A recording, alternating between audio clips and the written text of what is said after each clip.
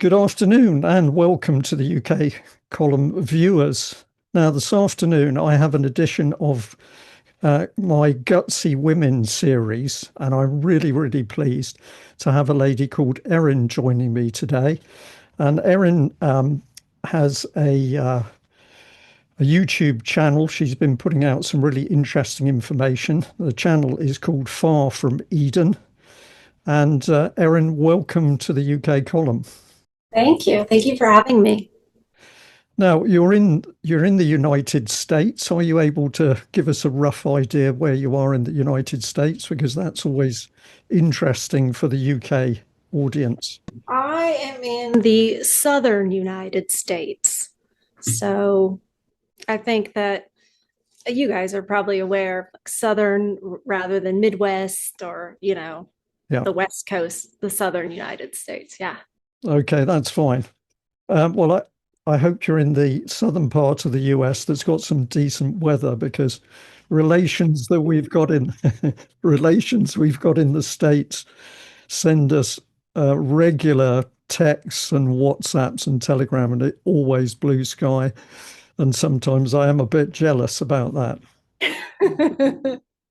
Erin, here we are. I made an approach to you. I'd been watching some of your excellent YouTube talks and interviews, and I've seen you interviewed by other people.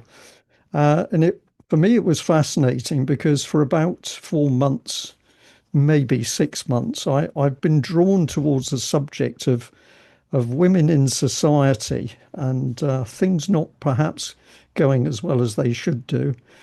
I'd seen some other people speaking on various topics about women. One is a lady called Pearl, or who I'm sure you know, got a very big audience. But it was really interesting for me that when I started to look at this area, I was seeing both men and women talking about it.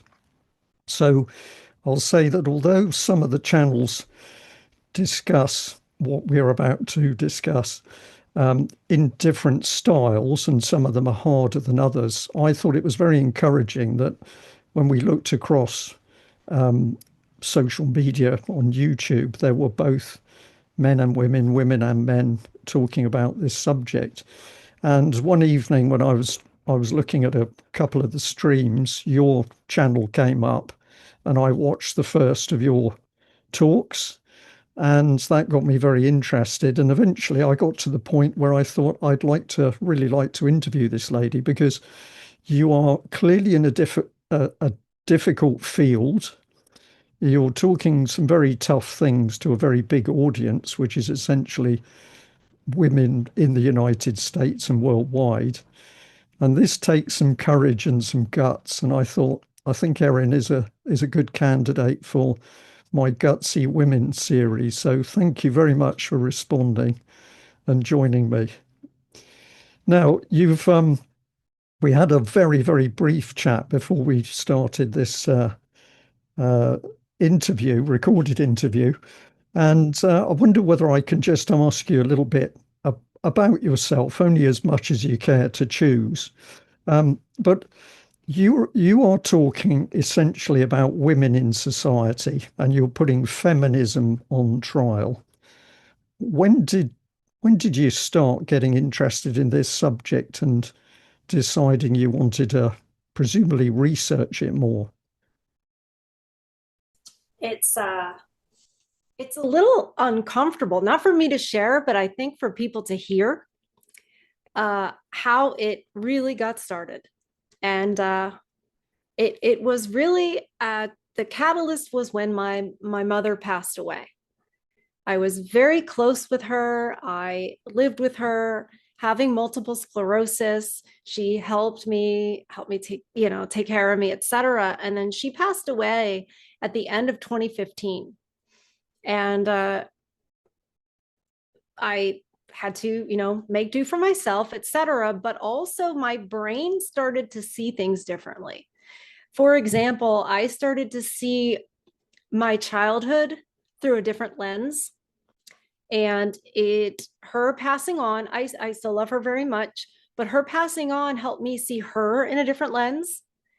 And it helped me see what my father's experience was in a much more real way.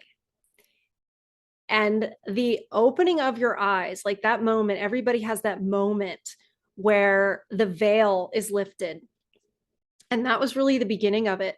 And I started to see then not just my dad, but I started to see the experience of men that I knew, family members, friends that I was meeting for the first time.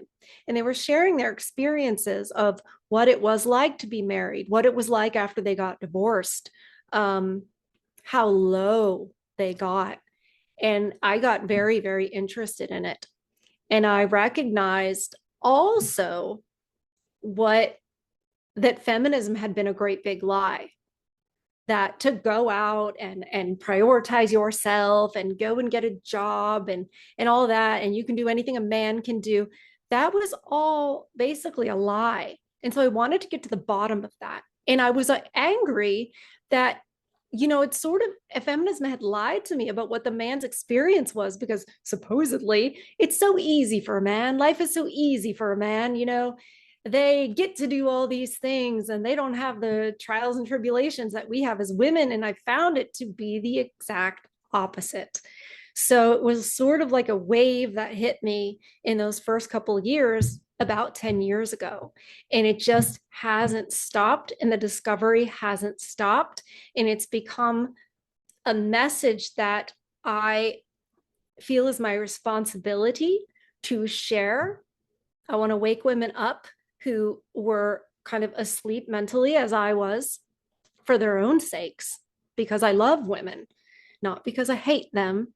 And I want to speak up for men, because we live in such a world that any grievance that a man has is put down, is belittled, and they just don't have a voice.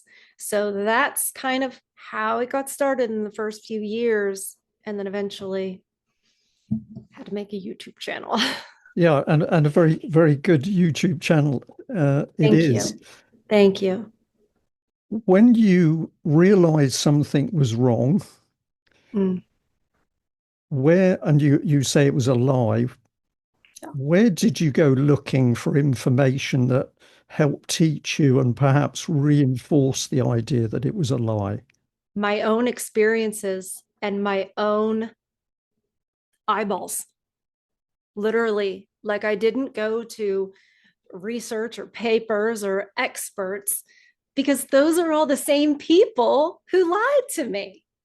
So I started saying, all right, but what is the real experience? What do people really say? I've lived a whole life where just making fun of a man, men are trash. Anything a man can do, a woman can do better. All of these things, every movie, every song, every commercial. I all I had to do was that and go, it was right in front of my face this whole time. I looked back at my dad's experience. I looked at family members' experiences that I just couldn't see before.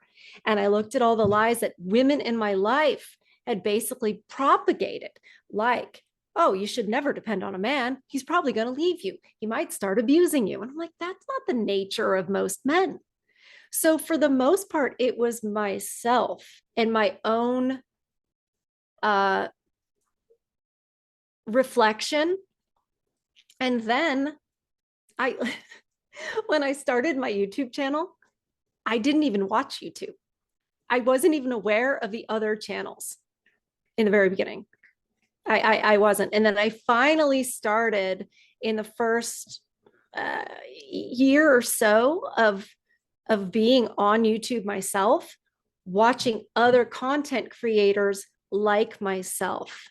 Better Bachelor is one of them. Terrence Popp is another one. I've been on Better Bachelor's show. I've had Terrence Popp on my show.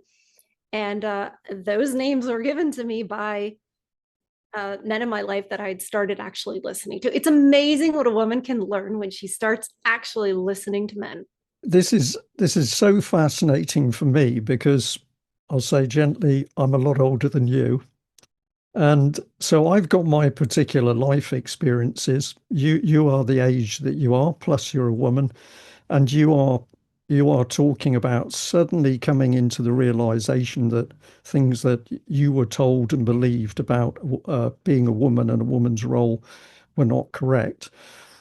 From my research over the last 6 months, I put that against my overall lifetime. That's very, very recently. And I was just fascinated that I was listening to people talking about this, talking about women, talking about men, talking about relationships, and saying something's changed and it's not right. And the number of times that I found that this was answering things that I'd been puzzled about, some of it for many years and some of it more recently, because I think that what you are seeing, what we're seeing, which perhaps I can loosely call a breakdown in the relationship between men and women, it's accelerating. Whatever it is that's happening is accelerating. And I can certainly say that in my own experience as a man, I know that many men in the present day are very, very wary of women, particularly in a professional setting. So they will not be themselves. There'll be a sort of very restricted sense of themselves. Humor has disappeared in many cases because humor, it's easy to say something that is a joke, but it's taken in the wrong way. And now jokes and things that are taken in the wrong way can have serious implications in workplace law, for example, or whatever. So I have found it just so interesting to be my age, to be looking back over my life and the way society has changed, and to be concerned. And now in 2025, 2026, I go onto the internet and I find people a lot younger who are also saying, hey, something's not right. This is a very positive thing, I think. I agree. I agree. I am actually 47. Oh, excuse me. Oh my goodness, I'm 48. I don't know why I'm starting to delete birthdays. That's fine. It's So allowed. I do remember a very, you could look at it as a very different time, but I understand, my father is 75. So his life experience is obviously very different. I talk a lot about different generations on my channel because I can see that, first of all, their experiences are different, of course, but also their reactions to what's going on and the changes, right? Because their experiences are different, they're experiencing this, what I call entropy. It's basically, it's a downward trajectory quickly, and a destruction of really what made the West, which is the nuclear family with the father's role and the mother's role and the priority of raising children for the next generation. And that is something that's obviously falling apart. And it's falling apart because of, amongst other things, but the destruction of the relationship and the dynamic between men and women. And I couldn't help but think as you were speaking to say that it's important to recognize that, yes, you can really see like 44% of young men don't even want to date at all. They don't want to approach a woman, I should say. 44% of young men don't even want to approach a woman. And yes, you're absolutely right about men in the workplace. There are so many men in the workplace that will not be alone in a room with a woman, like a conference room or in her office, because, the whole Me Too movement, believe all women, that's so dangerous for men. It's been absolutely destructive.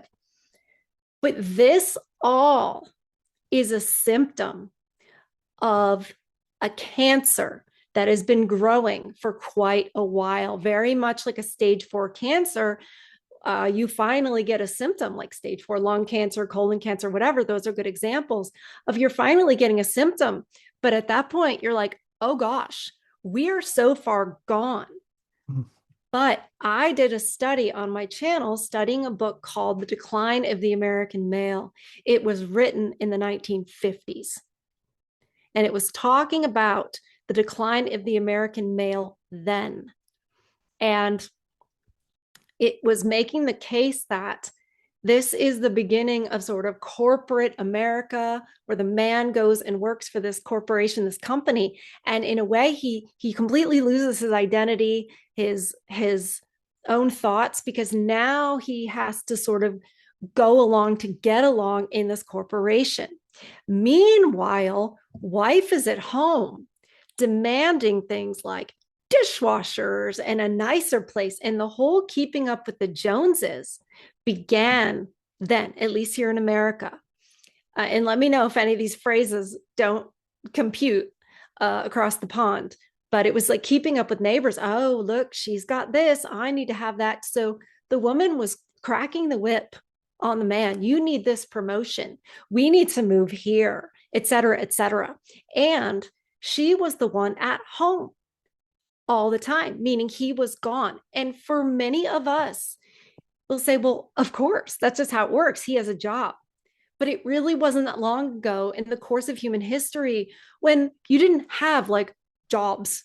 You had family farms. You had, town shops where you've got a blacksmith and you've got a baker or what have you. But in general, those shops were attached to family homes. So it wasn't like dad is away and woman is completely in charge of the house and completely raising the children, which separated the father from being the leader of the home and saying, these are the rules of our household. This is how the house of whatever the last name is will be run. And that started at least in the 20th century. Right. Now, Erin, I can imagine there'll be some people listening and watching this who will already be starting to get prickly, probably ladies, because we've come in from the angle of women. Sure. Um, we're not going to get up, we're not going to take too much notice of that because we've got a lot more to discuss. And ultimately, my view on this is we're trying to identify something which is destroying the relationship between men and women. So we're not targeting women over and above men because there is two sides to this. First, they separated us like Yes. that. Yeah. And then they turned it into a competition between us, between men and between women, right? Where we're sort of in the same space and we're competing against one another. And Right. that's when the roles disappear. And that is what brought men down Yeah. and devalued them. Let's set the scene a little bit with figures and statistics because facts and figures are always very important. Yes. Now, you correct me. What I've picked up from my research to date is that in the US, the divorce rate is now of marriages over 50%, Yes, and it is. overwhelmingly, the divorce is initiated by women. Yes. We've also got the increasing breakdown of partnerships. So we've got a couple, a man and a woman who are together as partners, but even those partnerships are breaking down. Mm-hmm. And then the statistics show that when people try and re-establish themselves in either a marriage or a partnership, the probability of breakdown of that new relationship is even greater. So we've got the decline in stable partnerships, and then when people have a second go at it or a third go, or maybe fourth or fifth for some of them, they are not managing to hold down a stable relationship. And and yeah, do you want to comment on that? Do those fake figures match what do you believe? Absolutely, they do. It's up to 90% of the time the woman is initiating the divorce if she has a higher degree, like a PhD, right? It's 70% without a higher degree. Oops, sorry. Um, but I find that interesting. But also, many times on my channel, I talk about we have to recognize a common denominator. If you're going through life and your relationships are failing, perhaps it's you. You know what I mean? Yes. So we see that a lot where it's like, let me break up the relationship, let me destroy the family because I think it's him over there, or I think it's her over there, even, I'm sure, in times. But in reality, it's like we need to look at ourselves and take responsibility for our own happiness, for our own fulfillment, and not look at it like it's that person's responsibility or that we're entitled to it in the first place. So the stats, I think, reflect what I'm saying there very much. Right. Okay. So if I throw to you some comments from me as a male Sure. about changes that I've seen in women over my lifetime, and mm, well, if I go back to 1970, I'm on, or say I go back to 72, because Mm-hmm. then I can say, right, as an adult. Um, but it's to me, it's been very clear that women have become much harder than they used to be, or certainly you feel as a male, you feel that Mm-hmm. in speaking to them uh, in recent times over what my memory says it was. Mm-hmm. Also seen an immense change in the dress code, which many people would say, well, so what? But I'm just going to flag it up because we've seen women going from essentially being dressed in a modest way and a dress Okay. code that demonstrates their feminism. I see what you're saying. Yeah. That has changed. Now, we've got to be careful because, of course, in the 1920s, I think I'm right in saying that Mm-hmm. sort of trouser suits came in for women, that women started, high class women. I think I can see little caricatures of them wearing trousers. But, but really, prior to that, women were certainly wearing dresses. And if I think about a time where I always look at if there's pictures of the public and you think, wow, that's really interesting. Edwardian times, Yes. when the Edwardians were out, it might be a special event, but quite often it would be the Sunday when people dressed up in order to be out on the street. Yeah. And the ladies were always in what looked to be very wonderful long dresses, and presumably they were of a quality commensurate with the income of the family. But you looked at the women, you could identify the women very clearly because they looked feminine and Right. they were dressed as women in a very, very feminine way. Sure. And then over the years, we have seen the adoption of trousers. Now, part of that for me is what started to happen during the Second World War because as a lot of women were drawn into the factories. It was happening in UK and also America. Then, understandably, perhaps for a health and safety reason, women were coming out of long dresses and they were getting into overalls. But of Mm-hmm. Of course, the moment they did that, they were becoming more man-like course. in their dress code. Of course. And then we've gone into a modern dress code where predominantly women are wearing jeans or trousers, and the dress has taken a backstage position. Absolutely. So Yes. something has driven that code, which has encouraged, in my view, women to adopt more male clothing.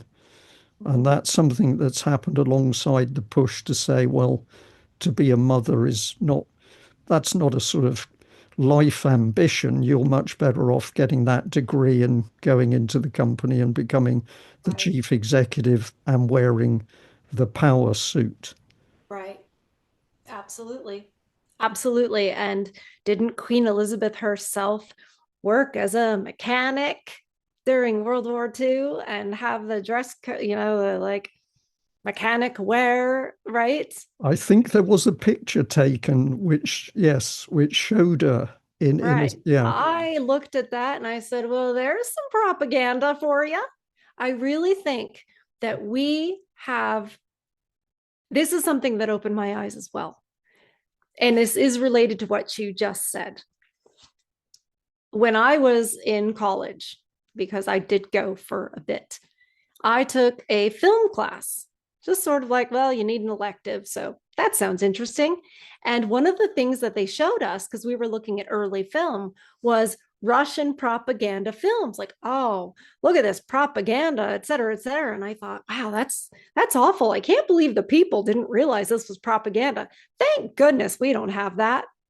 And then as I started waking up as I'm getting older, I was like, why would I think that we don't have that?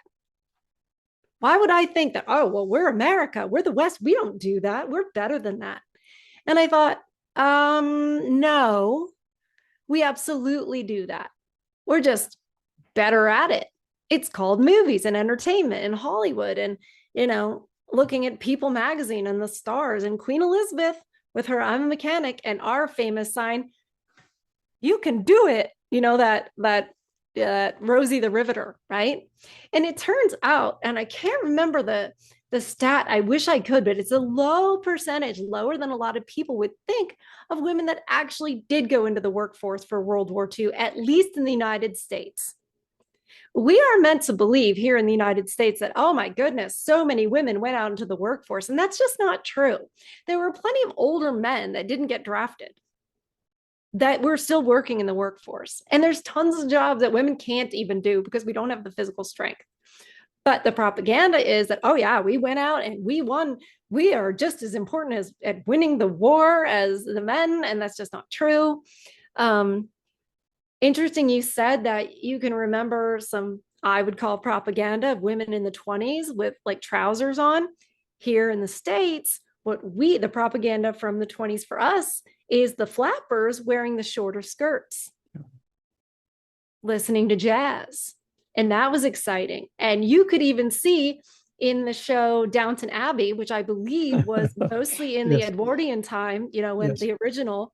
And then, oh goodness, I can't remember her name, but the main character daughter cut her hair up to here. And that was very much a style of the flappers. And absolutely, they should have made a big, I look back and I'm like, Downton Abbey was completely propaganda too. Well, Because I'm not chopping your surprised. hair, chopping Yeah. your hair like that, if the daughter had actually done that in a family like that, chopped her hair to here, oh, that would have been, the father would have said, absolutely not. What are you doing? This is embarrassing, etc. So, but they want us to believe our history is different. They want us to believe that those trends were happening more widespread than they actually were. You said 1972. My mother graduated high school in 1972 and also got married in the same year. She's pictured in her high school yearbook as most individual. And they have a picture of her walking the train tracks and she's wearing jeans. In 1972, in the South, wearing trousers, jeans, what have you, was a no-no. That was like, oh boy, look at you, you're a rebel. And all these trends that you were saying, whether it's the manner of dress, whether it's the hardening of women, all of that is all a result, in my opinion, of a rebellion against who we actually are. It's a rebellion, and it is somehow an attempt, for whatever reason. Feminism teaches us that in order to be better, we have to be more like men. And to me, that if anything's hateful to women or misogynistic, feminism is.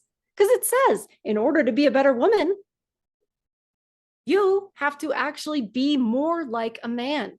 And also, the one thing that women can do, the biggest contribution that we can make to all of humanity, is to bring forth life. We have the ability to literally grow a human being in our bodies and then feed it with our bodies. And so feminism teaches us that no, you need to be more like a man in all ways, and that makes you better. And also, the one thing that makes you, uniquely a woman is something you should look down upon with disdain. So if any movement or anybody is downplaying women, devaluing women, hating women, it's feminists and feminism. They just don't realize it because they believe all the propaganda. Where do I start? Because I have Sorry. so many Sorry. things to come back on that. No, no, it's absolutely great. The first thing I'll just pick up on is you. I would think that in your head you are still thinking, where does this come from? Where is this? Oh, I'm As, sorry. Yes. no, Yes. where is this rebellion come Oh, from? yes. And you mentioned the Bolsheviks, and I listened to your really excellent interview with we've got it here, Brian Martinez from Badger Live Streams. Oh, yes. That was back in May last year, Yes. Hmm. and and you just touched on that subject, and I was fascinated. Let's just tell the story this way. When I was at the beginning of my becoming aware the world wasn't quite as I believed it, I was given a book, and the book was called The EU Collective Enemy of Its Member States. So it was a book about the politics of the European Union. You can still buy it, but it's very expensive and difficult to get hold of. Interesting. The day I sat down in the chair to read it, I got about 4 pages into the book, and there was a table, and the table was set out. So there were three sections. So Yep. the three steps Oh, yes. were demoralization, destabilization, creation of a new society. And on the left hand side was a column of different things in society. There was education, there was health, there was law and order, there was military, there was politics. And then the center column was what would be done to those areas. And the third column was what the result would be. Now, if I just took an easy one that I can remember with politics, it said that politics was to be made aggressive and it was to become complex. So policies were to be tied up with overseas partnerships, and there would be a lack of clarity in politics. That was one of the things. It said that for health, the masses were going to be fed junk food, and this was going to destroy their health and well-being. For education, education was just going to be made a desert so that children had no base, they had no real education, they couldn't really make decisions. Mhm. And for me, one I picked up on was it was the military, Mhm. where it said women in the military and also homosexuals in the military. And what was the outcome of this? Weakening of the military and military resolve. I read the full list, and when I got to the end, I just found myself thinking, my goodness, this is happening around us. Like we're here. Yes. We're We're here here. already. And I Right. then read the book, which is worth reading if you ever get hold of it. It's very detailed. It's got a Make you, sure I get the name of it from you. you can still get it online as a PDF, but it's Okay. not as easy to read, obviously, or I don't think so. Sure. But this was one of the first steps where I saw women in relation to the military as a means of undermining the military. Now, Absolutely. I was so keen to get in this discussion with you because I want to say some things to you to see what your reaction is. So Okay. I was serving in the Royal Navy. I was a naval officer from 1972 to 1993. And in 1991, 1990 and 1991, about that period, two key decisions were made. One is that they removed all the laws banning homosexual activity in the Royal Navy. And I'll Okay. just say, obviously, gay people had been in the military for a very long time, but they had to be very careful because if they Sure. were found out, they were going to be exposed and ultimately thrown out of the military. So that law was relaxed. and so gays were accepted in the military. And I quickly say I work with gay people and I can have a good dialogue with them, but we'll come back onto why I have concerns about what was happening. Mhm. The other one was that they made a ruling that the Wrens, so that was the specialist, the Women's Royal Naval Service, Mhm. those girls were going to be allowed to go to sea in the ships. And because I had a job that was training ships, and that involved going on board warships, most of them British, but also other NATO ships, Mhm. I was able to see the impact of the girls coming on board the warships.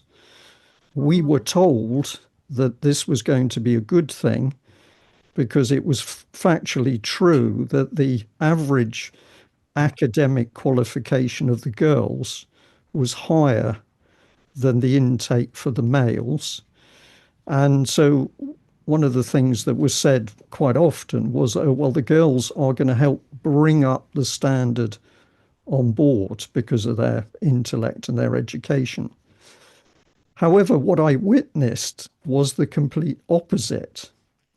And the dynamic of introducing women on board a warship, a steel box with a lot of young men cooped up for long periods of times. And very quickly, you could see the girls using all of their wily female powers in Mhm. order to get what they wanted or manipulate.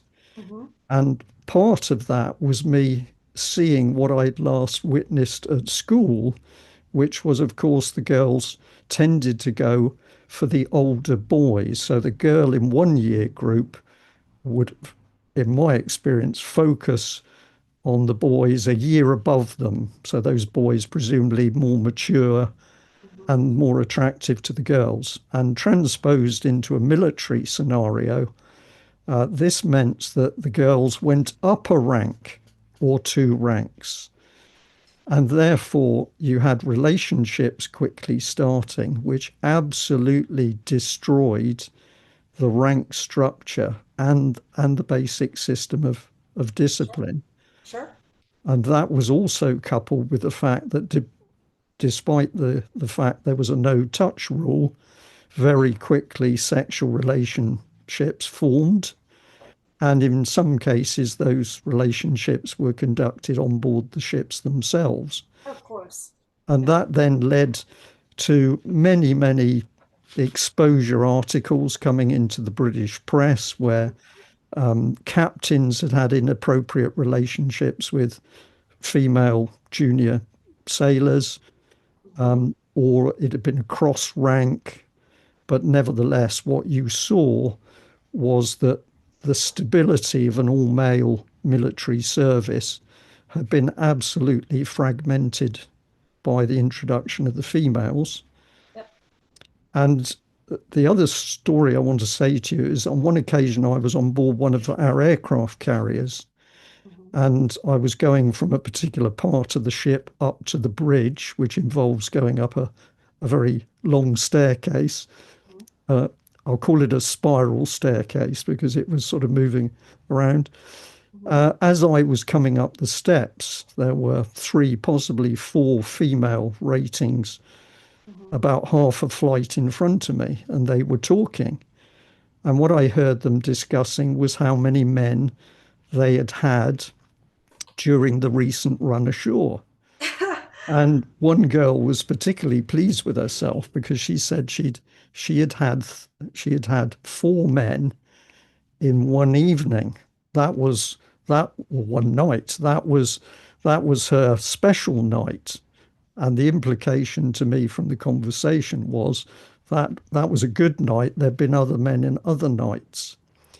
Now, I at that stage had never heard the expression a body count, but what I was really interested with and what was in my head was these girls are going to bring up the intellectual standard, whereas in fact something very different was happening. Yes. So I've given you those two recollections of my time in the military, Mhm. and I'm interested in your response. Well, I think it's quite obvious that when you put a bunch of women aboard a ship, the hierarchy of the men and the way they organize it changes. Because when it's just men, it's based on your competency. That's how you move up the ranks, and that's how you organize your respect and everything for one another. It's based on competency. Enter the women. Now, is it, yes, it's going to coincide. It's based on also how many women you can get. But now, are you looking at this? I don't know what y'all call them, like first mate, second mate? Do you call them that or no? In In just the give me a bit Royal of. Navy, do you call it like captain and then Well, it would normally be captain and then first lieutenant or okay, second in command. Yeah, okay. My father was in the British Merchant Marines, right. so I'm used to hearing first mate, second mate, Yes. what have you. But yeah, those are based on competency. But then when the women are trying to, as they say nowadays, shoot their shot with the higher ranking men, now it sort of changes. Like, okay, well, he now has all the women, and that adds a whole different dynamic. Also, I will say, isn't it so funny? Gosh, we're so messed up about what makes us valuable as a woman. These women are all standing there discussing their escapades, and they're doing so to brag.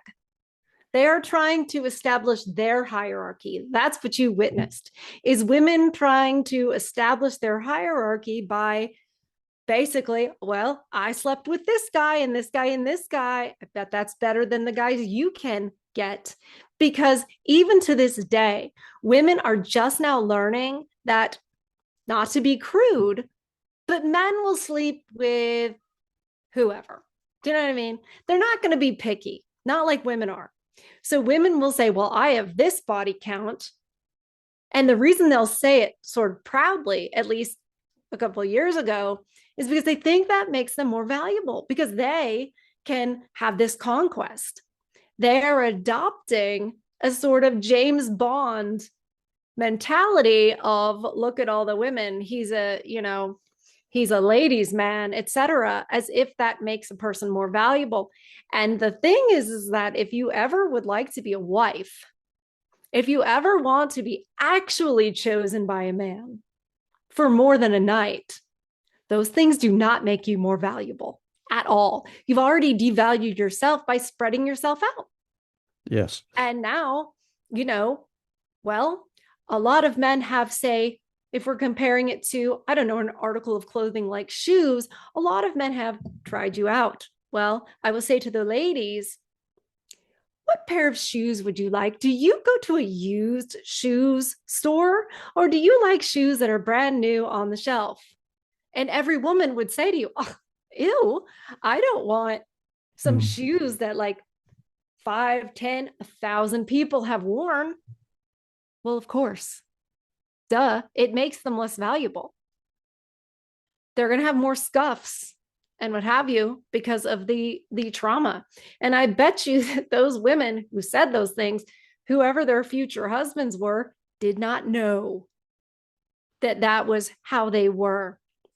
And I will also address the education part of it. The reason, in my opinion, that those women, had better academic scores, what have you, is because academics, as we know it, the school system, the whole process of it, is tailored more to the way women learn. Men learn by doing. Men learn by being active, right? Women learn by sitting still and listening to the teacher ahead of them and writing quietly and whatever. And for a boy, a young man, that's absolute torture. It isn't that the women are smarter. It's that the system that supposedly makes them smarter is absolutely tailored for them to do better on tests. It's rigged. It's absolutely rigged. And the idea of competency on a ship, if you're going to tell me that your ability to take a test, no, the amount of decisions my father had to make aboard a British merchant marine ship as second mate and first mate over the years were had to be made in an emergency situation. It had to be the sense of spatial things because they had cargo, and you had to organize, and it had to be quick. These are not things that a person who can take a test very well and sit quietly is necessarily going to be good at. The idea of book smarts and real world street smarts are two very different things. And having real world street smarts does not mean that you don't have the information that is in that test. It Mm. actually might mean that you can apply it better. So Right. I So get very animated about the whole, well, women are outperforming men because they're getting more college degrees. And at this point, I'm like, oh, good. So you're saying that women are more indoctrinated because the education system, both, private, public, from kindergarten to university, I will say, tells you what to think, not how to think. And this is not conducive to an intelligent male. They will be medicated. They will be, they will be in trouble. All of those things. Some of the brightest, my father, one of the reasons I'm so excited about this, one of the reasons I'm so passionate about this is because my father, who was born in 1950, grew up in England, all the rest of it, born in Brighton, raised in London. He was asked to leave school at 15. He didn't go to college or university. He went to the Merchant Marines at like 18. The man rose through the ranks of society without finishing school, without college, without all of that. He could build, like he built our pool shed, right? A whole structure, no blueprints, no anything. When he was in the Merchant Marines, sorry, I'll stop bragging about my dad in just a second. When he was in the Merchant Marines as second mate, it was his job to navigate. He navigated by the stars and mathematics. The man is one of the smartest people, if not the smartest person I've ever known. And if you're going to, at that time, tell him to outperform some chick academically, he's not going to do it. But this, I learned not to put any credence into that at all. yeah, Sorry. Erin, I this got this is very, very interesting discussion. I'm just going to move on a little bit Oh, you have to because rein me there in. are You so have to. I will just go off no, on whatever. it's fine. It's just that there are so many things to talk about here. And what I'm hoping to do in this interview with you Mhm. is to take the lid off Pandora's box for the UK Oh, column audience, because I'm let's pretty do that. sure that some people are going to be watching this and they're going to be saying, "Oh my goodness, I wasn't quite sure what was coming," and they will be recognizing things they've experienced, but there are just so many parts to it. If we say that somebody somewhere made the decision to bring women to sea, I'm curious as or into the military, who made that decision and why. And I can tell you that I know at very, very senior level, there were a lot of people who were very, very wary of this. They were against it for what I think were lots of good reasons. But politically, the agenda was the women were going to go into the military. Mhm. And even today, around the world, it's been shown that you are not going to put large numbers of women in a combat position, and particularly in a physical combat position, at the army or the Marines or the special forces. And we keep being told it's going to happen. We keep being told some people are trialing it, but the reality is it's never working. And it's never working because the tough jobs require very tough men to do it. And I sit here as a my joke is a vertically challenged man, so I'm not very tall. And I would be so foolish to think that as a male, I could go up against some of the really big, powerful men who are the men that do these very tough military jobs. I recognize that. It would be stupid of me to put myself forward to do it, Mhm. even in my younger days when I was a lot fitter.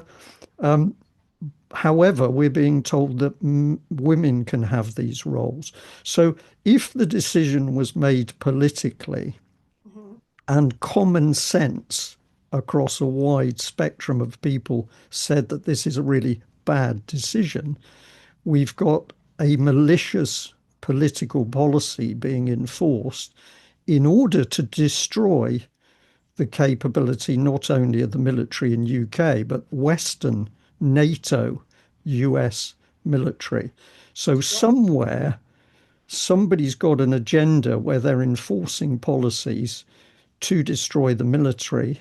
And if I just remind the audience of the table I described from Christopher Story was the author of the book, Right. the EU Collective, he also said that other areas of society were going to be attacked in a variety of ways, such as poor food in order to destroy the health and well-being. Mhm. And I believe we're clearly seeing that. Oh, yeah. And therefore it's reasonable to say somebody has created this malevolent policy. You mentioned the Bolsheviks. I'm just going to say my research says, well, we then have to say who created the Bolsheviks. And perhaps we have to get into a little bit of a more murky area where we It go gets back. real murky. We'll throw in the Tavistock school of psychologists in Germany who were coming out with some very destructive policies. But Yes.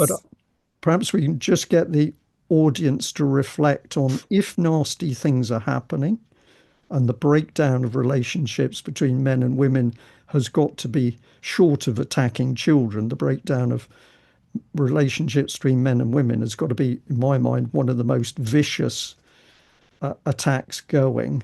We Mhm. need to be thinking who is promoting this type of policy and who's behind it. We can't do all of that in this discussion. Well, I can go a little longer than, what I originally said. Totally up to you. But yes, I'll say you can't have communism without feminism. You just can't. The two go hand in hand. But how, like Marx, right?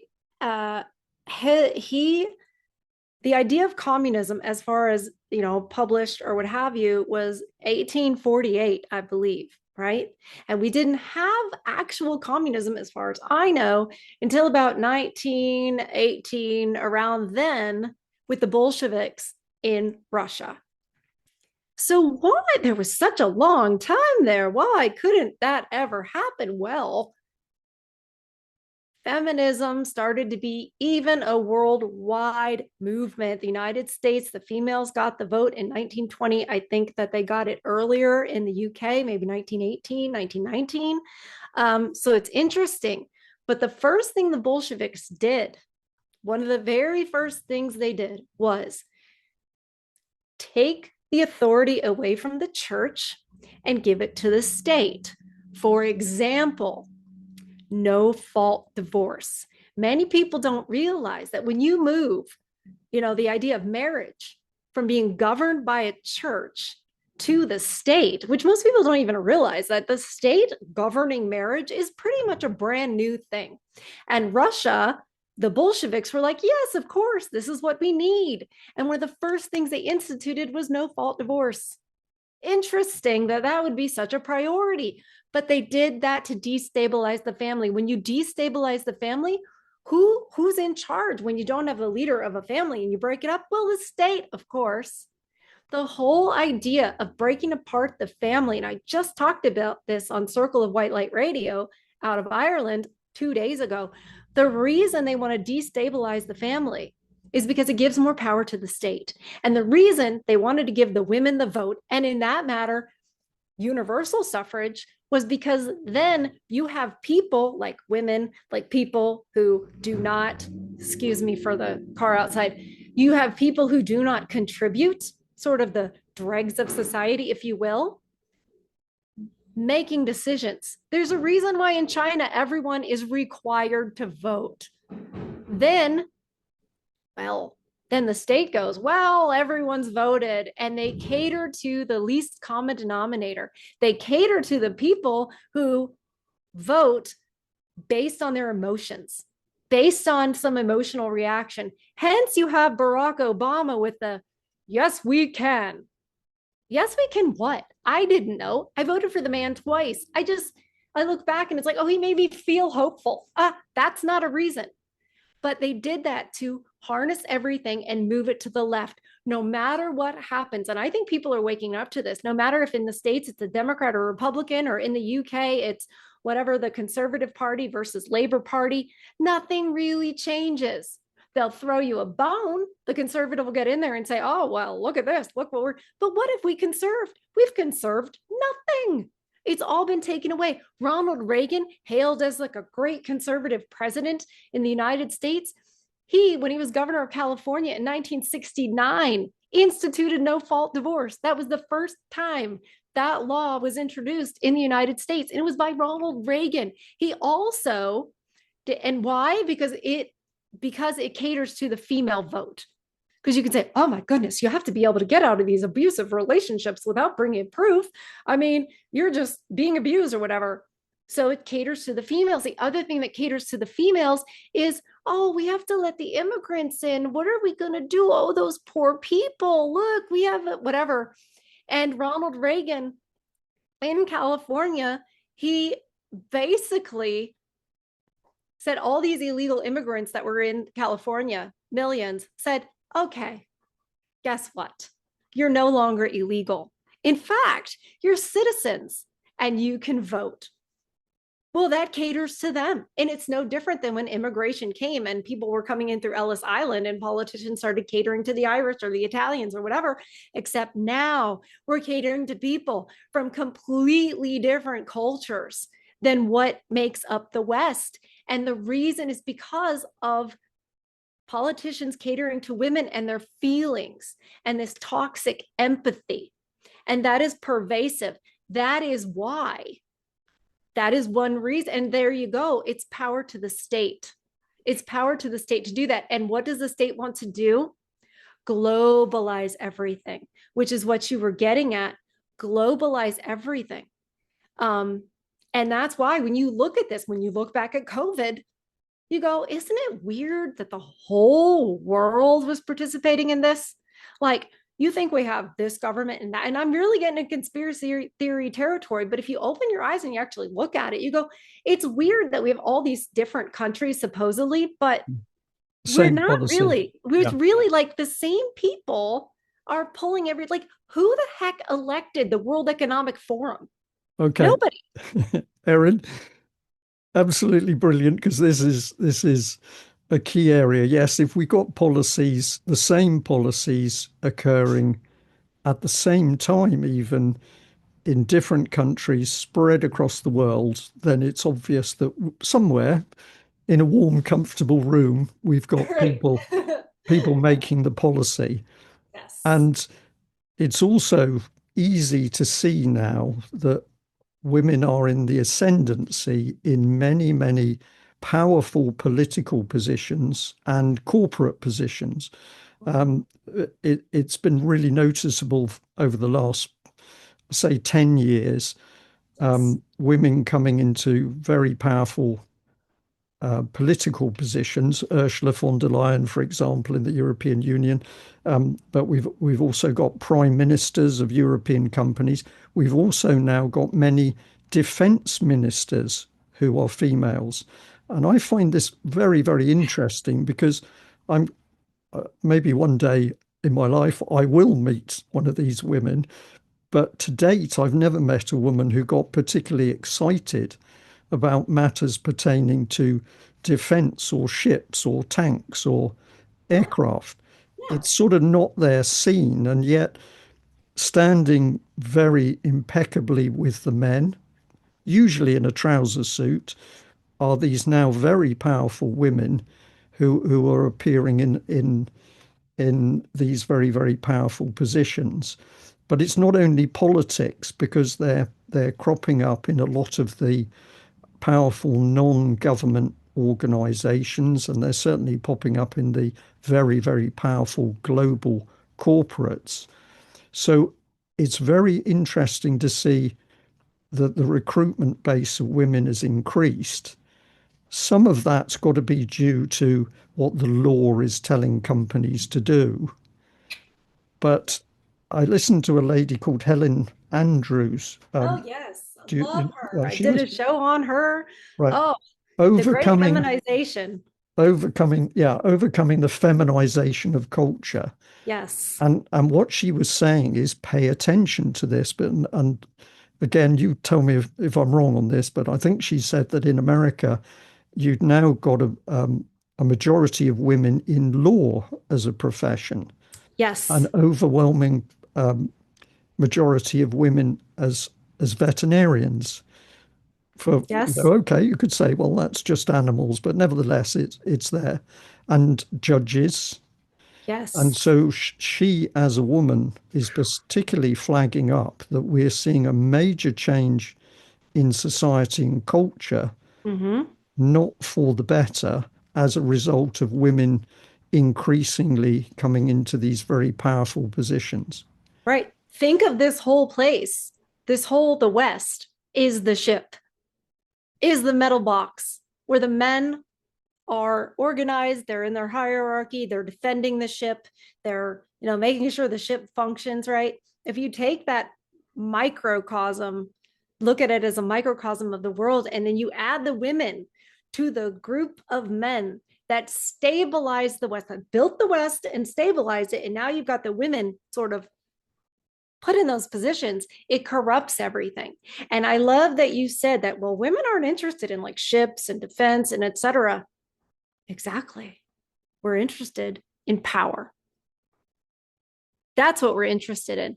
And I actually learned this from Pearl Davis, as you said, um, per capita over history, per capita. And again, I'm talking about the West, per capita of rulers, women start wars more. Yet we don't fight them. But guess what? We're more emotional and we're more reactive. And a lot of women don't want to hear that. But here's what I will say. Yes, we're more emotional. We're more reactive. We're designed that way. We only think it's a bad thing because we're comparing it to men and what their jobs are, right? You can't be emotional and reactive on the battlefield. You can't make those decisions. You have to base it on logic and facts and reason. When you're dealing with babies, you have to be like, baby's crying. I have an emotion about that. I'm going to act. Yes, of course, a man would say, well, the baby needs to be fed, and but that's not how we operate. We go, child, I understand their emotions. I understand this whole dynamic because I am supposed to be taking care of like small children. And so we take what are our actual gifts and we pervert them by unleashing them onto the world, having us accept all the immigrants because that's the kind thing to do, etc. But again, that is a complete perversion of what that's truly intended for. I just want to put in my analogy for this, my analogy of why I don't think we're the best suited for politics, for defense, etc. And that is a lifeboat. Everybody can remember the movie Titanic, right? 1997 movie. And there's lifeboats. And it can only seat a certain number of people. I don't remember the number of people. We'll say 8 people, right? Including the guy who's rowing and what have you. There's people in the water trying to climb aboard, trying to get in. There's women, obviously, women and children first, on the life raft saying, oh my God, he's going to drown. We have to let him on board. Oh.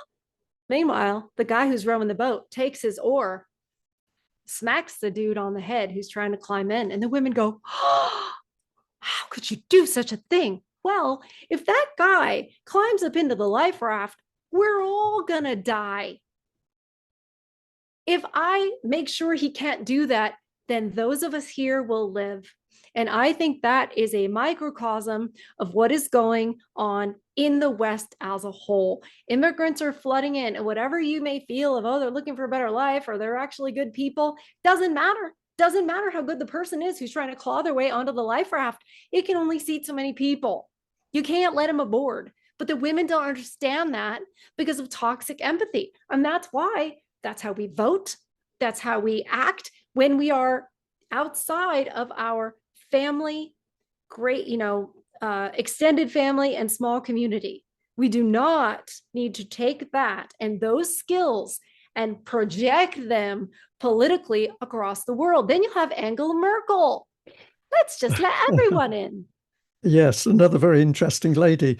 Let me just throw this one in while it pops into my mind. Sure. But um, you talking about the emotional base in women's thinking. Very Yeah. interestingly, a few days ago, Keir Starmer, Prime Minister here in UK, Yes. announced that the Labour Party was going to be taking a more emotional stance in its politics and the training, reframing, I will say, of members of parliament.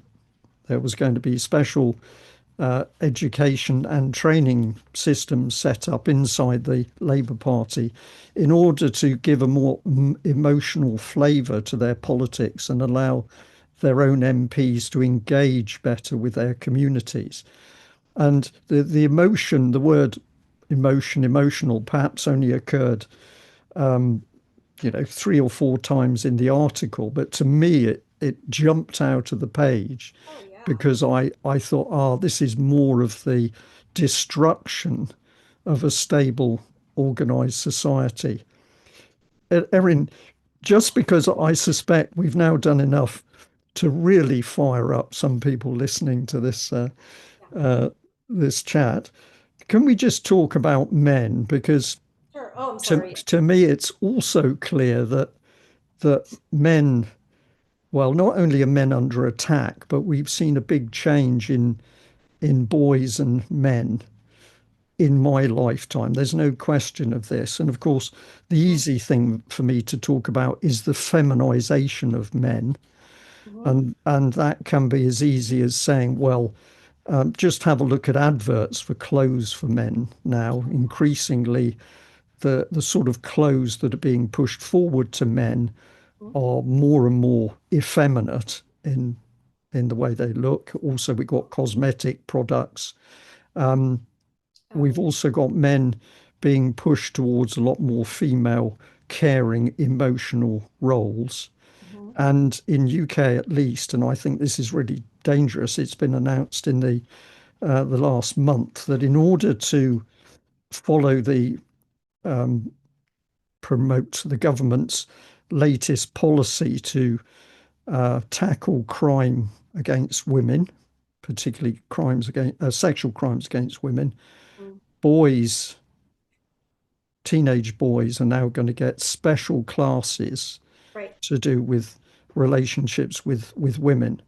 That's And in right. my head, what this is going to do is further ingrain in these males that they've got to be absolutely careful around women, what they say, what they do, Mm-hmm. touching, whatever.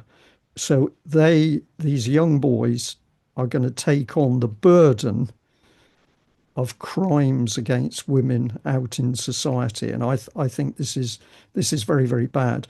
And what they're not going to tell the boys, of course, is that overwhelmingly men are at greater risk of being attacked on the streets than Yes. women, Yes. albeit out of the women's percentage of crimes against them, a Yes. greater percentage are to do with sexual attacks. But nobody Yes. wants to talk about the fact you're actually less safe on the streets as a man than you Right. are a woman. Right. Because So men don't just matter. Because just what happens to men doesn't matter.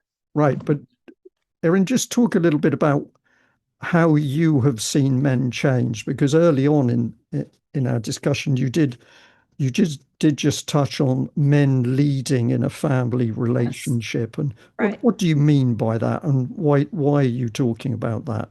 What I mean by that, and I can hearken back to my father being in the Merchant Marines. And I understand that there's only one captain of the ship. There's not two captains. When you go on a plane, there's only one captain of the ship. His word is the final word. If even you have a co-pilot, there's stuff that goes on, heavy turbulence, what have you. The captain is the captain. You can't be like, well, I don't know, co-pilot. Well, what do you have to say? Well, let's discuss. And then whoever we think, like who chooses? So a family dynamic is no different.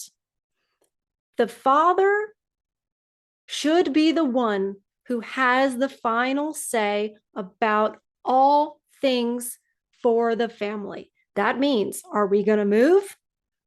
That's up to dad. All of those things, it's up to dad. The final say is up to him. Now, women hear that and they think that this is an invitation for men to be tyrants. The idea that we hear it that way is based on the thinking that man bad. That's what is taught. If we give men that power, they're just going to be tyrants. They're just going to chain us to the kitchen, etc. When in reality, that never has happened in the West. That's just not who the men of Christendom are. It's just not who you are. It's not what you want. The men of Christendom, when I say that, that's the men of the West. They listen to their wives. Their wives' happiness greatly matters to them. They actually put it above their own. They will sacrifice themselves for their own family. So, because they also have that responsibility where if the roof blows off, the man's going to fix it. If the intruder comes, the man's going to, with all that responsibility, he should, as another content creator, Andrew Wilson says, he should get the big piece of chicken. He just should. And you know, I feel like as a woman, if you love your husband, you want him to have the big piece of chicken because you value him that much. It doesn't mean that you devalue yourself, whatever. So the man leading means he has the final say. And the woman is sort of the manager underneath all that. So of course, it's going to be little decisions and such that she's in charge of, but it's all under the framework that he creates, much like a captain, first mate, second mate, crew, and it's efficient. And you're less likely to, I don't know what the problems are in a ship, but hey, you're less likely to sink. Right. So, Erin, what would you say to a woman who came back on that and said, oh, well, that might have been true in the 1950s, but we're now in the world we are. We've got all the technology to make lives easier. So women don't need to put themselves in this type of relationship. They can be in a partnership where the man and woman are completely equal. They're both They can. educated the same. They're both working professional jobs. So it's just a partnership. What would you say to a woman that put that argument back? Says that. I'm glad you said that. I would say, first of all, I have several things to say. I would say just because you can doesn't mean you should. I would also say, all right, so that was the case in 1950. Let's look at female happiness between 1950 and today. They'll say, oh, well, they were on pills back then. I'm sorry. I think we all know how much more women drink, how much more and I don't mean drink to socialize. I mean, like, let's have a bottle of wine at night because it's difficult to cope with having this full-time job and all the rest of it. They're not happy. Women are not happy. And the women who have the traditional roles, those marriages last longer. The comeback to that would be, oh, well, those women don't have as much options. Bullcrap. They can get divorced, take half the man's stuff and the kids, and possibly, if there isn't that much money, the government will pay for us. The government pays for us. I live in government housing. Do you know who's all around here?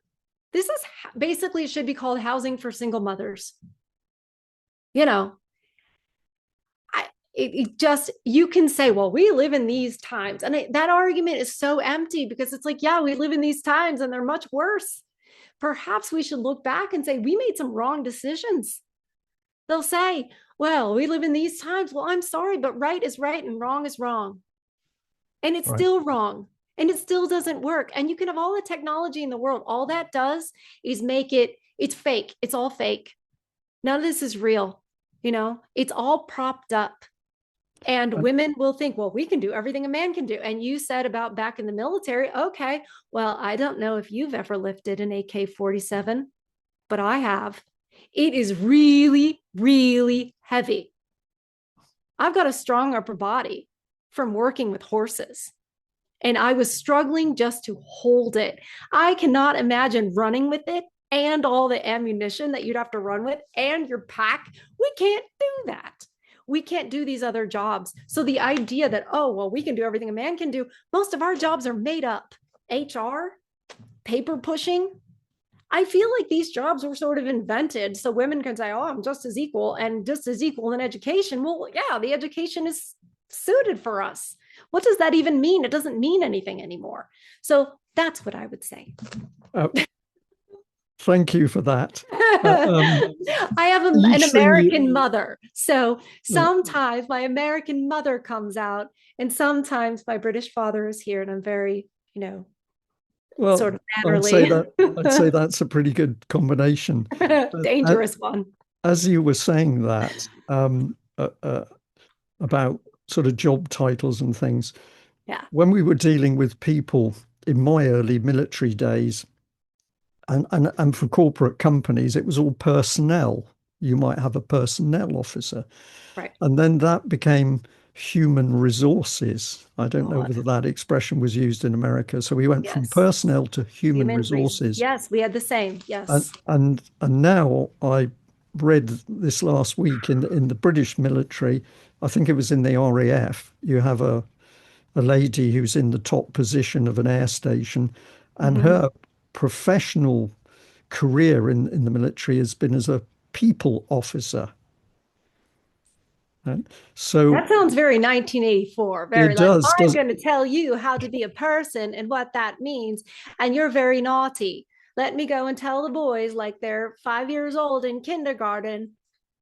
Oh, yeah, oh, yeah. Now I touched on what was going wrong with males, and I talked about the yes. feminization of males. Mm-hmm. Um, the other thing, of course, that's happening increasingly in Western societies is the males who are gaming. Now, the trouble with online games is there are some pretty good ones, and yet they've got a Sure. big pull power, but nevertheless, they are games. And Mm-hmm. we've now got males, the head of the household, who should be doing a variety of things as a male within that household, Sure. are sat in a chair with a can of beer or a cup of tea, Mm-hmm. and they are gaming for Mm-hmm. hours. So those males, in my opinion, are also being pulled out of their roles, Yes. or some of them are. Some can balance it and have got it in Yes. check, but some Sure. are out of control. And Mm-hmm. so the women in the relationship are getting frustrated because the man in the relationship is not acting as a male. As an adult male, they're acting as a child playing video games. Mm-hmm. That's interesting. Right before you sent me the link for, I am telling the truth, it's crazy. Right before you sent me the link to join this interview, I was talking to my best friend. She happens to be in her 20s, so she's Gen Z. And we were talking about this very dynamic about video games and how it changed from generations because they kind of came out with Gen X and then millennials kind of turned it into this is an okay hobby. Like the younger millennials, the people who are sort of in their 30s now, they change it to gaming and as if this is a normal hobby. Whereas for my generation, it was sort of looked down upon, like, oh, you just play video games, right? So yes, the I would say it has now become acceptable in society that this is gaming is a hobby. Now, I was discussing with my friend because she says, her husband only plays a couple nights a week. And I said, you are very lucky because a lot of these women, they're dealing with husbands who play chronically, like every waking minute. And we were discussing why that might be. And I said, I think One reason your husband does not is because of the wife he has. He, like when they go on vacation, for example, she said she has friends who the husbands bring their gaming stuff along with them on vacation. So Wow. he literally just learned that right before you and I started talking. And I couldn't believe it. And she said her husband doesn't do that. And I said, well, he has such a pleasant experience on vacation. She thinks about, well, what are you like? He likes to sleep in. She gets up in the morning. So they get an Airbnb. So when he's sleeping, she has the pool and the shops. And then when she goes to bed early, he has the same. And she made the point to let's structure our vacations this way so you have more fun. I say that to say that I don't think that's the experience in a lot of households. I think vacation is this is what we're going to do and this is how you're going to be. And now, while I agree that it is out of control and that it is gaming is done far too much, I think that a big reason for it is the escapism. And if you're playing, for example, Call of Duty, which is a giant, like, war game or what have you, you know what you can be when you play Call of Duty? You can be a man. You're not being told that your natural tendencies are wrong and that you need to be more emotional or you need to be feminized. Because the whole thing, including what Keir Starmer is saying about we're going to be more emotional, whatever, it's another way of saying, hey, men, there's something very wrong with you because, and the thing they're not saying is because you're not more like women. And I think when you try to make women throughout the 20th century more like men, compete like men, etc., and you start to go, oh, that really can't happen. Well, then you have to feminize the men because you can't bring the women to where the men are. So you have to bring the men to where the women are. And then you have indeed destroyed the concept of that there is a man and a woman. And that is what I think the whole trans thing is about, because now there's no such thing. It's a spectrum, blah, blah, blah. Yes, And and isn't it interesting that feminism having driven the things it has for yep, women yep, has now pushed women yeah. into a society where they have to accept men coming into their toilets and changing rooms. Yeah, I And shouldn't be as amused by that as I am, because I well, know it hurts good Erin, we're women. allowed to smile because this this is a serious discussion, but the smiling is good because it keeps morale up. So Well, I we're think not that happened laughing in World at War people. II. Yes. Yeah, I think I have a secret theory that the reason why British people have such a good sense of humor and sort of can laugh through difficult times is because of what they went through in World War II and sort of like waiting to be bombed. Like, what are you going to do? You have to have a bit of a laugh. You have to. And anyway, I think that was passed down to me from my grandparents, etc. So yes, I absolutely have the habit of laughing at probably what people would say an inappropriate time. But yeah, you're gonna laugh or you're gonna cry. So, yeah. but yes, the fact that like we saw in the Olympics, women just getting knocked out by a man. Yes, I think that's funny. I do. Because you know what you could have done, lady? You could have stood up for all the rest of the women in the competition and in the world and said, I'm not going to fight you. Yeah. I'm not. Where are the women that said, I'm not going to swim? When that man, oh, whatever his name is, I can't remember, some swimmer in the United States decided he was a girl, basically, I think, because he couldn't compete with the men. But either way, and then it became, well, he's taking opportunities away from women. Why don't you take the opportunity away from him to compete against you by shutting down the competition and not showing up? Hmm. Then what's going to happen? They're going to have to listen to you. But women didn't do that. Do They you just said, I want to get mine. I don't care about these other women. The idea of a sisterhood is baloney. right. We do not stand up for one another. We do not We don't do that. If we did, there wouldn't be any trans men in sports. There wouldn't be any trans men in bathrooms. We need to stop blaming trans men for that or men for that and start looking to ourselves. It's us. We have not stood up against it. In fact, we have actually propagated the types of policies and the types of mentalities, emotion. Oh, he has to identify as his true self and lie. He might have his feelings hurt. That's our mentality. That's not the men's mentality. Yeah. So we've basically invited them into our spaces. So I'm not going to be sad when any of that happens because it's by our own choice. Yeah, he Well, it knocked you is, out, but you went in the ring. Erin, it is producing a pushback. So maybe there's a Good. good and Yes. unexpected result for the people who implemented Consequences. the policy. Yes. I'm watching time, but just two things, Burger. and both of them are on the heavy side. But Okay. if we consider women in modern society, Mm-hmm. there's two issues which I think are causing a lot of pain for women. One of Mm-hmm. them, of course, is abortion, and very emotive subject for a lot of people. But Yes. the reality is, we now live in a political sphere where young girls are going to be taught are being taught it's okay to kill your baby. Mm-hmm. They And are. we also know that many women who've gone through the procedure have been absolutely distraught at it, Yep. and to the extent they don't even want to talk about it. So it was traumatizing for them. Right. But we are seeing, particularly in the West, governments pushing the policy that abortion is completely normal and Mm-hmm. acceptable. And if it happens to you, just go and do it and get rid of the child. And of course, Mm-hmm. the time of termination is getting later and later. Oh, So I've yes. used it. I use the word baby, not fetus, but we're now seeing the push towards what is essentially a child being Fetus killed. only means small child in Latin. Okay. So we're calling it child no matter what. But the reason they want to say fetus is because it's dehumanizing. It's a dehumanization.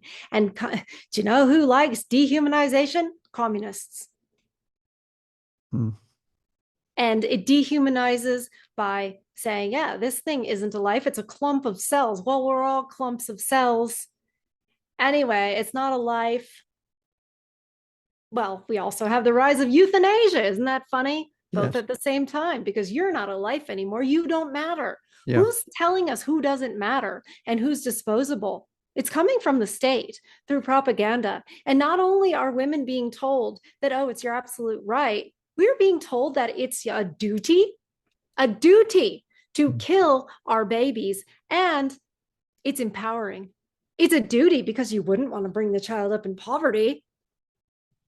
Yes. You wouldn't want to bring the child into the world and then put it up for adoption because the foster care system is so broken. There's a waiting list in America for infants. These infants don't go into a broken foster system, which, by the way, even if it was broken, so does that mean you can just kill it? Should we just go around killing poor people? Well, yeah, that's how the state would like it to progress. Yeah. It's the And beginning of an introduction to an ideology that says, well, let's just kill all these, people who are not valuable. yeah. It's fine. It dehumanizes. And 1.3 billion babies have been murdered. More babies have been murdered than all the men fought in all the wars. Mm. Yeah. That's And astounding. again, you're seeing the policy in America, we're seeing it in UK, we're seeing it throughout the European Union, Western Yep. Europe. So clearly it's coordinated. The other one is IVF.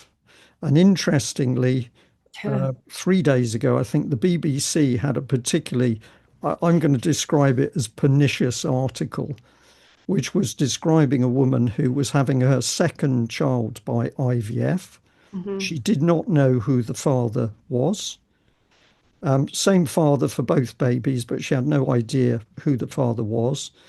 And the whole article was promoting her successful life as a mother, now bringing up two children from IVF, and the clear message through very carefully crafted text was, well, I don't need a man.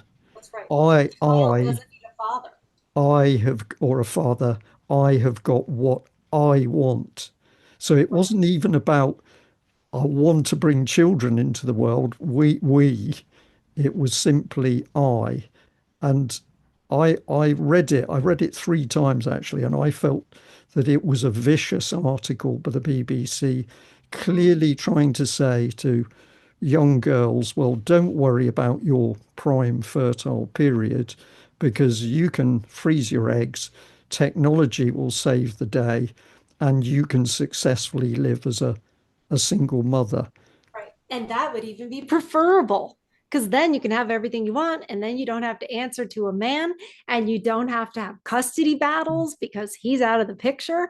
And who cares about all those embryos that needed to be created in order for you to have two successful babies? It's fine. They're not people, they're not human. Flush them down the toilet. Absolutely. The man doesn't matter. The father's insignificant. Absolutely. It's a dehumanization of men, a devaluing of men that has been going on for at least the past 100 years, maybe longer, when you just send men off to fight bankers' wars and they die in the millions. You're already devaluing them. We were told in all these wars, oh, this is for us, this is for our freedom, and we could be speaking German now, what have you. And it's like, okay, I guess just kill all the men. And silly and oddly, it's like, let's kill all the men in Christendom for that. But it's a devaluing of men, and it's saying you don't need there to be a man in the household, they're just interchangeable anyway. Yeah. Also, what it, and this has already been a problem, and it's from celebrating single mothers and devaluing fathers, it is, well, and this comes from having birth control, actually being able to have sex without knowing that a child will become of it. They say, oh, I want children. Okay, but that's very different than deciding to be a mother. Wanting children as some accessory for your amusement or validation because now you're a mother, so you're somehow in some circles higher up, you can now speak on things, etc. Having children does not make you a mother. Yeah. It doesn't. You, and we talked about gaming. All right, ladies, you can talk about gaming when you start, I don't know, restricting your scrolling on your phone, posting on your phone. No one talks about that, but we're going to condemn the men for gaming. Yeah. Seems like a different, double standard. But yes, there's a very big difference between having children and being a mother. Being a mother means reading to your children, teaching your children right from wrong, playing with your children, not putting them in front of a screen for cocoa melon nonsense for the babies. And like, I don't know, Miss Rachel is for the older kids. Like, Yeah. no, you read to your children. You teach them how to read before they get to school. I knew my alphabet by 2 years old because I had a mother. These Yeah. kids can't do handwriting. Your mother works with you on that, not the teachers. They've put everything in the, this is what you learn at school. This I've is what you learn at school. No, your mother teaches you that, but we don't have mothers. Erin, this is my story just before I sent you the email. I came across I can't remember what the publication was, but I'm pretty sure it was American. It might have been Canadian, and the main title or thrust of the article was that Generation Z were going to school unable to read and write properly. Right. They can't. So, there you are. That was one of the things I saw. Now, I'd like to end by just asking you a couple of things. You are a woman. You are now pretty well known over the internet with speaking out on um, feminism and the dangers of feminism for women. I am sure that you've experienced a backlash of this, and this is one of the reasons that, in my opinion, as a man, I'm going to label you as gutsy. But what has the result been of you as a woman stepping forward and saying, "Come on, ladies, you are being drawn into something which is dangerous and dark"?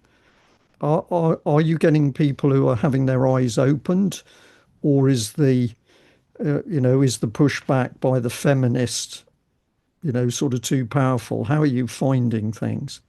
It's interesting because there's pushback, but there's no argument. They can't argue. Like they can't make an argument against it. They can call me a pick me, which means I'm just saying this because I want men to like me. How scandalous that you would ever want men to like you as a person. But they'll call me a pick me. They'll say I'm a misogynist. I just hate women, whatever. It's personal insults, but they can't make an argument against what I'm saying. They can't, they really can't. When it comes down to the facts, to the statistics, to logic, their arguments do not stand. There are women, I have some women who watch my show, a few that I know of because they've been in the chat, and they'll say, you know, things like, well, I'll be on here for a little bit, but I need to make my husband dinner. And they are celebrating the act of serving their husband. And they find that in a platform like mine, they can freely share that because it is not usually welcome, just, amongst other women, as you have said. What I have found is that so far, I have had the most luck with women in real life. I only open up to, certain people in real life about what I do. But what I have found is that when I begin to explain, when I begin to say the hardships that men face, say in family court, right? The rate of suicide, the dangerous jobs, you see their wheels turning and they go, because they've never thought about that before, because how could they have? And when I've said, for example, to my physical therapist, now that is a profession and I love her and I'm thankful that she does what she does, but I'm conflicted because she has children, right? And I'm a very big supporter of homeschool. You can't do that with a big career. But when I said to her what I do, and I said, I say to these women, I imagine that it was better during the sort of Little House on the Prairie days. That was a television show in the United States where it's basically just like a farm with a family. You grow your food, you hunt your food, you travel in a wagon, everybody's together, extended family, etc. And that wasn't that long ago. And as soon as I say that, their eyes light up. No matter if what job they have, what walk of life, and my hairdresser, my physical therapist, I'll paint that picture to them and their eyes light up and they agree with me that it would be so much better if that were our reality. And they are not just agreeing with me because I'm there. I know I can read women like it's just one of my super talents and it's almost a curse. But that's part of how I can do my show is by translating what the women are saying and what their motivation is. And I know that they almost breathe a sigh of relief at that idea. Now I am in the South, which helps. I'm Yeah. not in New York City. I'm not in London. Do you know what I mean? But it tells me a lot about who we really are and how open we actually are to the idea of it. Because my thing is that as a physical therapist, she should be able to do this in her home with her own children there. And contrary to popular belief about, well, if you're, traditional, then it's just you at home with your kids. No, we were with our sisters, which we had many because we had big families. We were with our sisters. We were with our mothers who wouldn't have been that much older than us because we would have been getting married young. So generations would be 20 years, right? So you'd have your mother, your grandmother, your aunts, your sisters, and all the kids. And you're kind of playing a zone defense. I know y'all don't really have basketball there, but you're like, all right, these are my kids I'm watching right now. These are these kids I'm watching right now. And the Yeah. women could do what they were talented at. Maybe somebody's over here growing herbs. Maybe somebody's over here. See what I'm saying? And we just don't have that point of reference. They don't want us to. They want us Yeah. to think that a traditional home is just, oh, I'd be so bored. Like you'll hear women say that, oh, I couldn't do it. I'd be so bored. I have to get out of the house. That's not true. If you had your mother, your sisters, etc., all there, and ideally the men would also be around. Do you know what I mean? They wouldn't be off at some Yeah. separate job. So when you, when I've learned that when I'm talking to a woman, in order to get them to see what I'm actually saying, I'm not blaming women. I'm not. I'm saying we've been pawns. We've been fooled. And it hasn't been better for us. And as soon as I paint that picture for them, they're like, yeah, you're right. And the communists, they talked about useful idiots. And I'm starting to go, maybe that's a lot Yeah. of us, because we Yeah. sure can be swayed. And it seems to always make the state more powerful and the family less powerful. Yeah. So, who are these useful idiots we're talking about here? It's not looking good for us. So we need to be discerning, and Yes. I will say that a clear biblical message is that there is Yes, a sir. inherent order. Yes. And Absolutely. what do you suggest that? Well, Yes. I'm inviting you to give that biblical message about the Sure. order of. Sure. God instituted a natural order. As soon as creation occurred, it is God, man, woman, child. And evil people, and I think a lot more people are awake to the fact that evil exists and evil is real. Evil people, fueled by Satan himself, because he's real, they love nothing more than to destroy and pervert God's natural order, making him invisible. Let's replace him and put science in his place. Let's replace him with government, right? Let's teach everybody that Darwinism and what have you, and these things are brand new ideas. Science is a whole different religion, and that removes God. Now let's take men and women and let's say they're equal. They're equal. Oh no, just kidding. They're not equal. They're the same. They're interchangeable. And by the way, that was something that early feminists in the United States were already saying. They formed cults and they were like, yeah, there's no such thing as men and women. There's no such thing as marriage, just free love, literally free love. In the 1800s, people don't know about that. They think it's Yeah. all new. It's not new. So yes, they pervert all that. Not only that, look at how much the children run the household. Nobody has bedtime Yes. anymore. Yeah. Yeah. Nobody has, you have to eat your carrots first. So No, that it's now, chicken nuggets and mac and cheese so because Johnny won't eat anything else. we're seeing an attack on women and on men and on relationships and on Yes, society. And it is very interesting that that attack is clearly designed to break down yes, that God-given order. absolutely. It Yeah. absolutely is. It absolutely is. There's so much perversion of God's natural order. And I'm just saying, like, these evil people who want to hide God and basically run the world, is it any wonder that we're all discovering the abundance of abuse against children, I will say, Mm. because I am on YouTube, right? So I'm trained not to say certain things, but we'll say Epstein, right? And Yeah. worse and Yes. worse. And Yeah. that shouldn't be a surprise to anybody because Yeah. the corruption of innocence is another thing that evil loves, is Right. destroying God's order. Also, I will say, destroying God's order, but Satan has been jealous of man since the very beginning. Mm. So it's no wonder that this is an attack on men.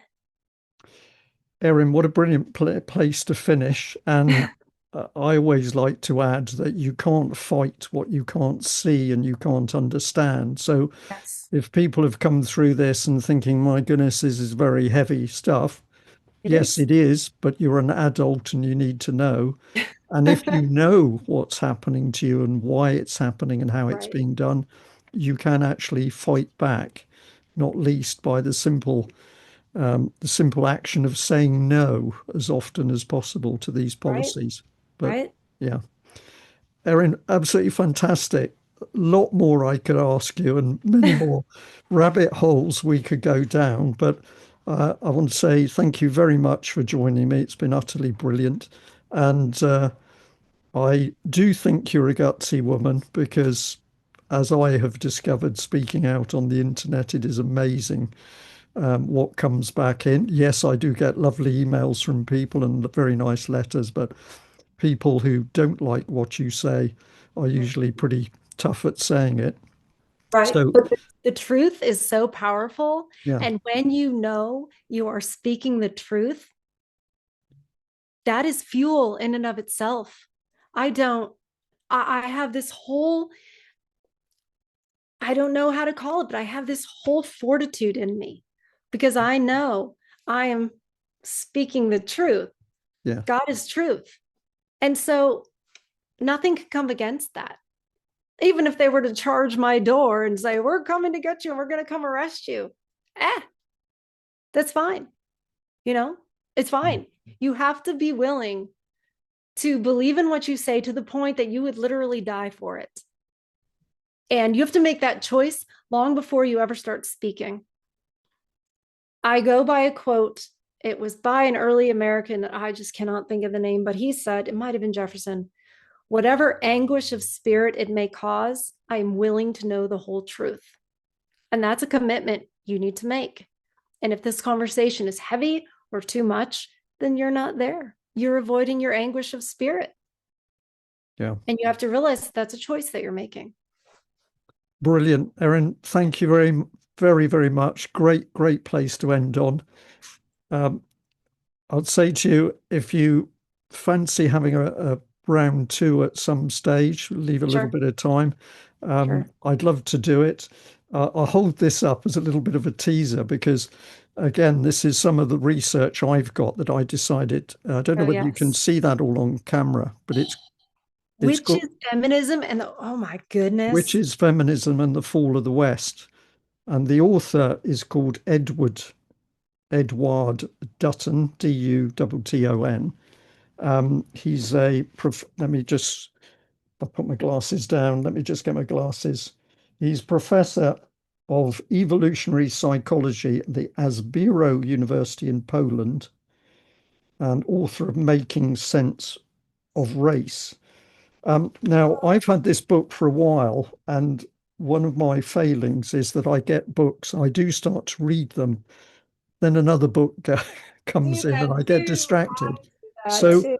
when I was just doing a little bit of preparation for Mm-hmm. this discussion, this book came to my eye, and I started to read bits.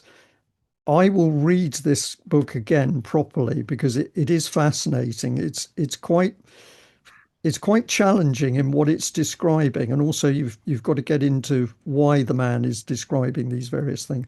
But if I read this book again, when I've done that, I'd love to have another chat with you, Oh, yes, please. and that would be Absolutely. Yes, please. great.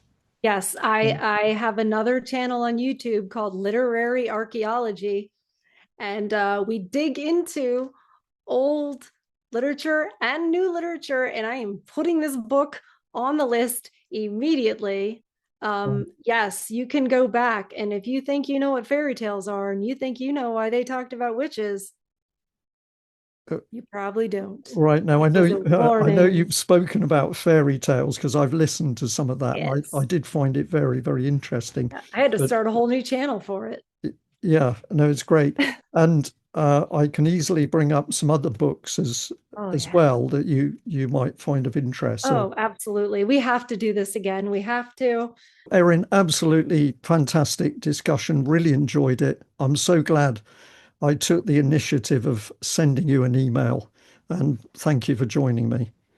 Thank you so much for having me. It was a fabulous discussion, and I'm also grateful you reached out.